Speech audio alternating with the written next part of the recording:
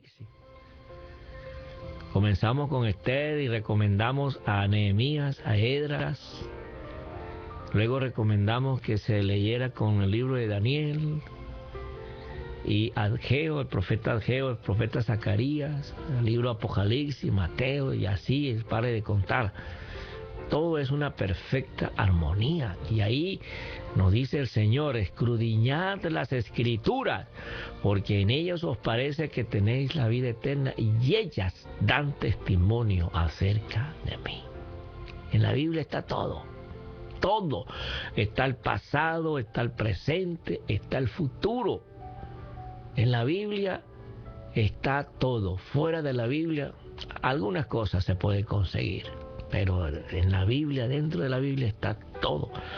Por eso nuestra recomendación es que lean toda la Biblia. Hagan mi caso. Yo no les voy a durar toda la vida, pero acuérdense, todos los días, esta recomendación: lean la Biblia. Hoy traigo una reflexión sobre el libro del profeta Ageo. Usted sabe que en el capítulo 6 se menciona, del libro de Esdras, se menciona a Ageo y a Zacarías, después de que los ancianos, al ver el mover de la generación joven para la restauración de la casa del Señor, ellos dieron algo, una declaración, no sé con qué intención, pero la dijeron, de que la gloria del templo que fue construido por Salomón era muchísimo mayor que el edificio que ellos estaban haciendo, y eso trajo como consecuencia un desánimo. Y a la vez de que esta frase produjo un desánimo, también la mala intención de los enemigos de mandar cartas a las autoridades competentes para que detuvieran la obra, lo lograron. El rey Arsaxerxes mandó a parar la obra. Entonces todo estaba, como dice, todo estaba como anillo al dedo. Como dicen en mi país, Venezuela, el muchacho que es llorón y la mamá que lo pellizca, pues todo está como anillo al dedo. El pueblo, que no quería hacer nada más por la casa del Señor, y de paso las autoridades mandaron a prohibir que hicieran la casa del Señor, entonces ellos se hicieron, como dicen, el de la vista gorda, se hicieron indiferentes, y entonces comenzaron a trabajar por sí mismos, comenzaron a luchar por sus intereses personales, y así pasó un tiempo mientras la casa del Señor estaba paralizada. Pero como dice la Biblia, que nada hay oculto que no sea manifiesto, el Señor estaba atento a todo lo que estaba haciendo el pueblo de Dios. Y ya, no aguantando más, entonces viene Dios y escoge a Ageo, un profeta práctico, y a Zacarías, un profeta visionario. O sea, Zacarías era un hombre de visión, tenía la visión de Dios, y Ageo tenía la obra de Dios, y era una pareja perfecta. Entonces estos dos libros también relacionados. Pero el libro de Ageo tiene 2 capítulos nada más. Fíjese usted tan fácil que es leer este libro. 2 capítulos. El primer capítulo está dividido en 15 versículos. Y el segundo capítulo está dividido en 23 versículos. Entonces, tenemos aquí un libro sumamente pequeño, fácil de leer, sobre todo que es un lenguaje bien fácil de leer, y las profecías, como dije, están más acompañadas de una obra práctica, que de esas visiones con figuras y con simbolismo, que pues a veces se nos hace un poco difícil de interpretar. Pero este libro, Ageo, se caracteriza por ser un libro práctico, y él es considerado como un mensajero de Jehová de los ejércitos, un portavoz de la verdad. Bueno, y en este desarrollo del capítulo 1 hay algo muy interesante que yo lo quiero leer. Comenzando desde el verso 2 dice así: ha hablado Jehová de los ejércitos diciendo, este pueblo dice, no ha llegado aún el tiempo de que la casa de Jehová sea reedificada. Entonces vino palabra de Jehová por medio del profeta Ageo diciendo, ¿es para vosotros tiempo, para vosotros el de habitar en vuestras casas artesonadas? Y esta casa, la casa del Señor, está desierta. Eso era lo que estaba pasando.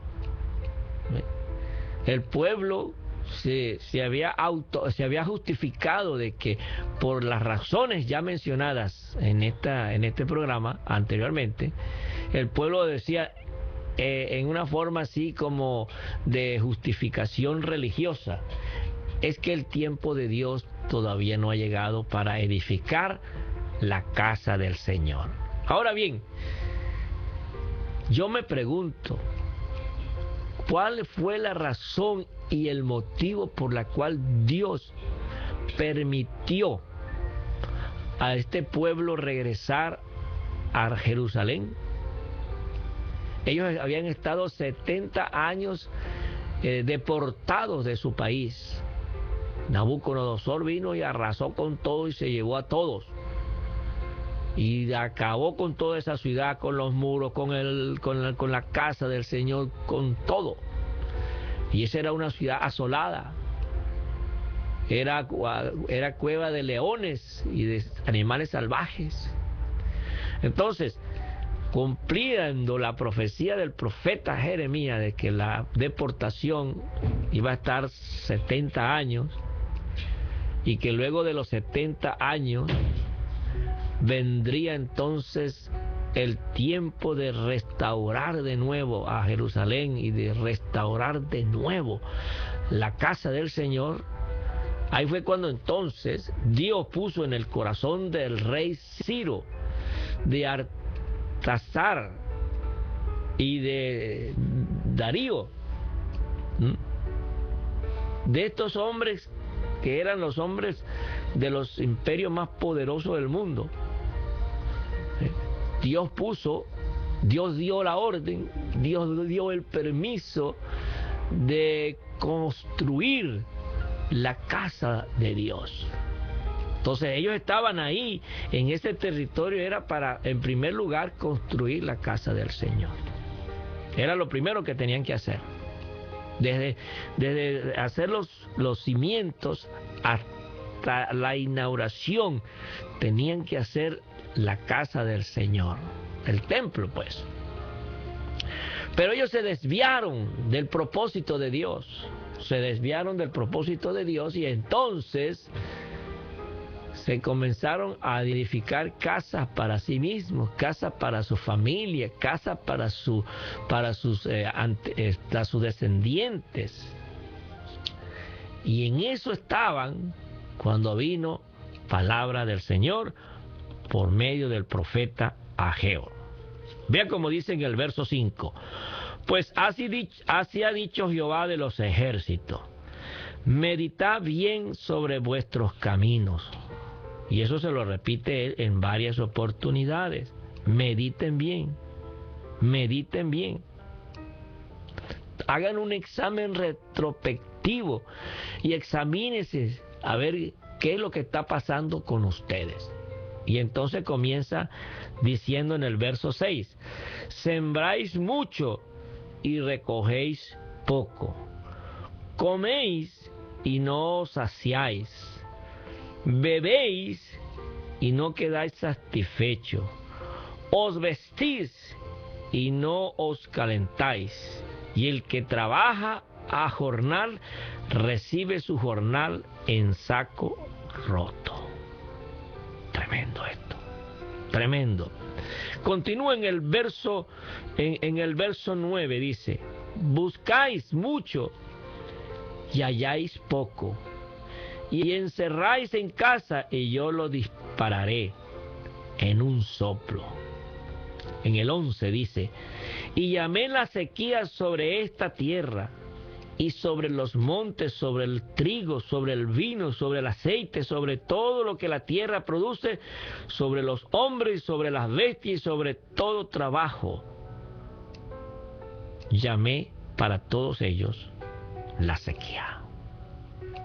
Esto era lo que estaba pasando en los contornos de la vida de los ciudadanos que habían venido de regreso a Jerusalén después de la deportación a Babilonia y que habían recibido orden de Dios de edificar primeramente casa para el Señor, y ellos lo primero que hicieron fue casas que en el verso 4 se llaman casas artesonadas. ¿Qué significa casas artesonadas?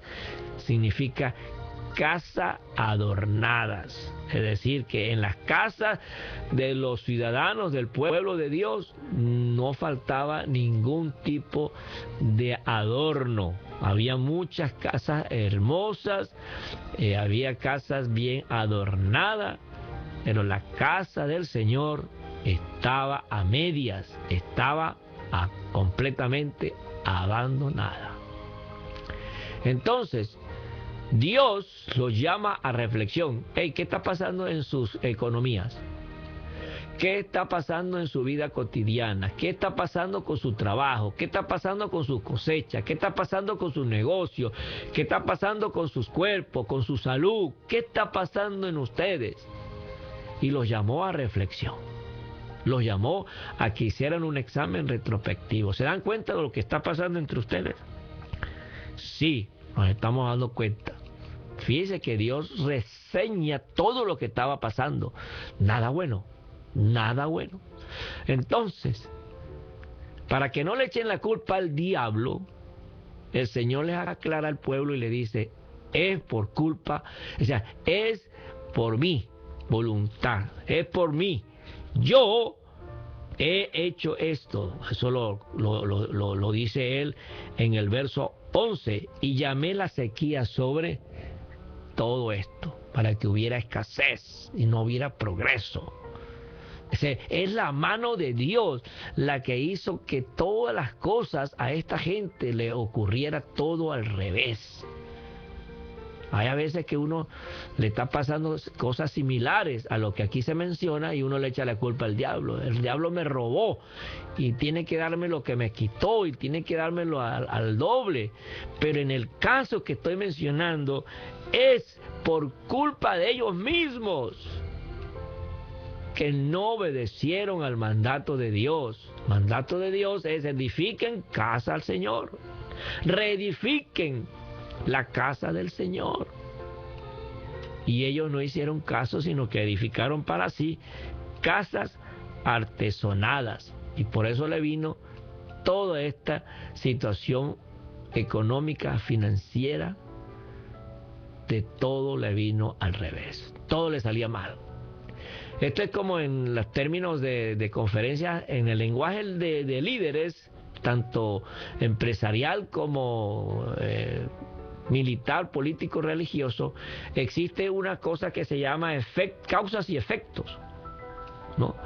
Ellos utilizan ese lenguaje y hablan, por ejemplo, lo que son causas y efectos. Por ejemplo, dicen, si yo tengo un negocio y tengo una fábrica y en esa fábrica yo establezco 3 turnos de trabajo, eso me va a traer como consecuencia una mayor producción y así voy a cubrir la mayor demanda que tengo. Entonces, ¿cuáles son los efectos? El efecto es de una mayor producción. ¿Y cuál es la causa?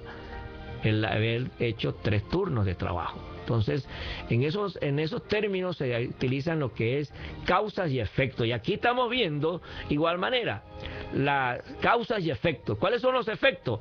Escasez, pobreza, miseria, fracaso, reveses. Todo esto es el efecto. Ahora, ¿cuáles son las causas? Las causas son que ustedes, que los traje aquí con permiso mío, con permiso del rey Ciro, con el permiso del rey Darío y con permiso del rey Artasar, con el permiso de todos, desde el cielo y de la tierra para que edifiquen casa al Señor. Ustedes, en vez de hacer casa al Señor, se pusieron a hacer casas artesonadas para ustedes mismos. Y ahí están las consecuencias. Esto me hace recordar al rey David. Ustedes saben que el rey David es el mejor rey que ha tenido el pueblo de Dios. Así haya venido Salomón y todo, pero el rey David es el hombre por excelencia entre los reyes de Israel. Ahora usted se ha preguntado por qué Dios trató con tanta benevolencia, con tanta misericordia al rey David, hasta el punto de decirle: en tu trono se sentará uno de tu descendencia que reinará para siempre. Cuando Dios se lo dijo a David, casi nadie no lo entendió, pero David sí, por eso se perdió con el control cuando él se dio cuenta de lo que Dios le estaba diciendo. ¿Quién soy yo y quién es la casa de mi padre para semejante privilegio? Y él perdió los estribos y se quitó la corona y bueno, pues se volvió, como dice uno, se volvió loco espiritualmente por entender la magnitud de la promesa de Dios. Ahora, ¿se ha preguntado usted por qué? ¿Se acuerda usted que cuando él estaba en el palacio, hecho de piedras de mármol, de granito, de la java, de piedras preciosas, y cuando él estaba ahí disfrutando del palacio, en el balcón mira la casa del Señor, que en ese tiempo se llamaba el tabernáculo, que era una carpa ya de piel envejecida, de telas y cortinas de telas envejecido. Y él fue impactado por esa locura que se estaba cometiendo. ¿Cómo es posible que yo, que soy un mortal, yo que soy un gusano, yo que soy un grano de arena, esté viviendo en palacio? Y que la presencia de Dios, que estaba representada en el arca, esté viviendo en una carpa vieja. Y ahí fue cuando él entonces propuso en su corazón hacer una casa para el Señor y mandó a recoger todo lo que era necesario, ofrendas, que dieran ofrendas de oro, de plata, de piedras preciosas. Buscó al mejor arquitecto para que diseñaran la casa del Señor. Y aunque Dios le dijo, tú no vas a construirlo, pero él preparó todo, él hizo el diseño y preparó todo el presupuesto, solo que no se le permitió hacerlo porque sus manos habían derramado mucha sangre. Lo vas a hacer uno de tus hijos. Y así fue. Salomón construyó el templo y cuando vino la inauguración llegó la gloria de Dios de una forma maravillosa. Se da cuenta que este hombre tomó una actitud de darle el lugar a Dios que a Dios le corresponde, y por eso Dios lo prosperó y prosperó su descendencia. Lo mismo puede sucedernos a nosotros. El caso del pueblo de Dios en los tiempos de Ageo, donde se estaban preocupando más por sus propias casas de lujo, por la indiferencia a la casa del Señor. Entonces, estas consecuencias que ellos sufrieron pueden ser igualmente las consecuencias que usted esté pasando en el día de hoy. ¿Qué es lo que está pasando en su radio de acción? Sus negocios no funcionan, usted hace y deshace, invierte aquí, invierte allá y no le funciona. Usted se enferma y no consigue la solución, no consigue el remedio. Usted hace la lucha y no lo logra, fracasa. En vez de ser como la luz de la aurora que va en aumento hasta que el día es perfecto, puede ser que usted va al revés, de arriba para abajo, de adelante para atrás, de mal en peor. Y muchas veces nosotros estamos acostumbrados a echarle la culpa al diablo. Pero en este particular la culpa era de ellos mismos. Y puede ser, por eso dice el Señor, mediten, piensen, analicen. ¿Qué está pasando en su vida? ¿Qué estás haciendo con tu vida? ¿Estás en los mandamientos y estatutos de Dios? ¿Estás cumpliendo con los mandamientos? ¿Estás cumpliendo con la voluntad de Dios? El Señor nos dio una mente para que analizáramos. Nosotros tenemos la facultad de analizar, de pensar qué está pasando con mi vida, por qué todo lo que yo hago me sale al revés, por qué yo voy de mal en peor. ¿Será culpa del diablo o será culpa de uno mismo? Y el Señor te va a dar la respuesta. Te va a decir, en el caso de los hijos de Dios, en el tiempo de Ageo, le digo, por culpa de ustedes mismos. Cuando el Señor mismo, a través de Jesucristo, nos dijo, buscad primeramente el reino de Dios y su justicia, y las demás cosas vendrán por añadidura. Yo recuerdo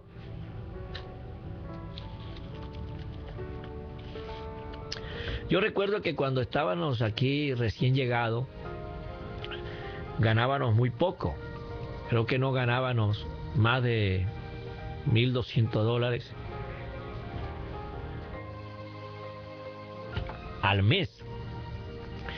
Y teníamos que pagar apartamento, teníamos que pagar la aseguranza del carro, teníamos que pagar teléfono, luz, y realmente no nos alcanzaba el presupuesto. Pero lo primero que hacíamos nosotros era apartar los diezmos.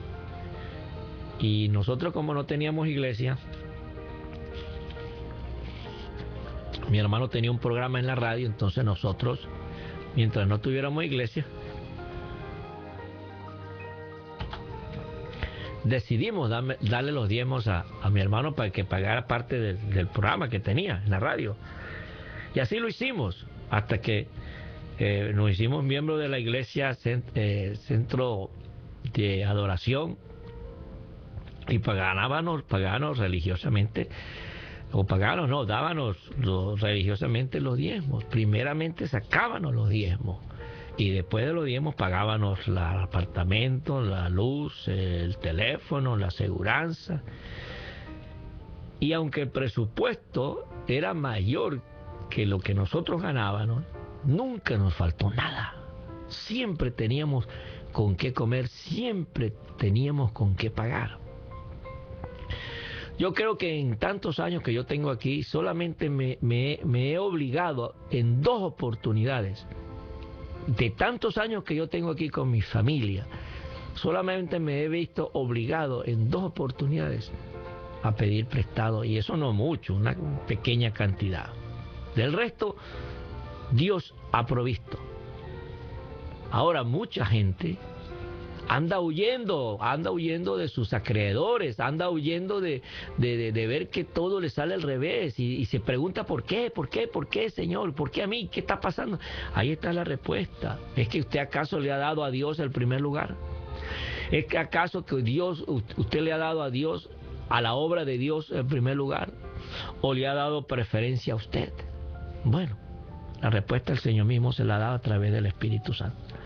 Con esto yo pienso que hemos terminado con el capítulo 1 del libro de Ageo, y mi invitación es que ustedes continúen leyendo la Biblia, lean la Biblia. No hay otro camino, no hay otra cosa que podemos hacer sino leer la Biblia, porque en ella encontramos la respuesta a todas nuestras preguntas, todas nuestras incógnitas, y en ella tenemos la vida de éxito, la vida de prosperidad, la vida de abundancia, la vida de salud, la vida sobre la vida, porque en ella tenemos la guía, el camino por el cual nosotros debemos andar.